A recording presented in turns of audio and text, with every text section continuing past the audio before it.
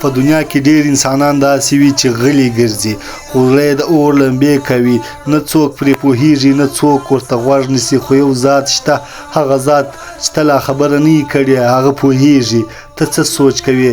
دا درې خبرې داسې دي چې څوک یې نه ویني خو الله جل جلاله ته ښکاره وي. اول د زړه نیت، خلک یوازې ستا کړنې ښکاري خو الله جل جلاله ستا نیت ته ګوري. ته که یو کار د خلکو لپاره کړې خلک خوشحاله شي خو الله نه، او که هماغه کار د الله جل جلاله لپاره کړې الله جل جلاله درته جنت درکوي. نو پام کوه، کارونه مه ښکاره کوه، نیت پاک کړه. دوهم پټ درد، ته غلی خو ستا زړګی چیغې وهي، هېڅوک شاید تا ته د صبر هم ونه وایي خو الله جل جلاله ته ستا درد، ستا سترګو اوښکې، ستا نیمه شپه ټولې ښکاري.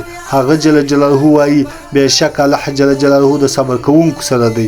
دریم د توبې تصمیم، ته فکر کوي چې ته ډېر ګناهکار یې، خلک درته ګوري او وایي دا خو خراب انسان دی، خو الله جل جلاله ویني ته څو ځله د توبې اراده کړې، تا څو ځله پټ ژړلې، هماغه ژړا به درته جنت درکوي. یاد ولره الله جل جلاله د زړونو په حال ښه پوهېږي. که چیرې ستا زړه پاک وي، نیت صفا وي او د توبې امید درسره وي نو یقین وکړه الله جل جلاله به تا یوازې پرې نږدې. که چیرې دا پیغام زړه ته ولګېد نو دوا او درمان چینل سبسکرایب کړه او له خپلو ملګرو سره یې شریکه کړه.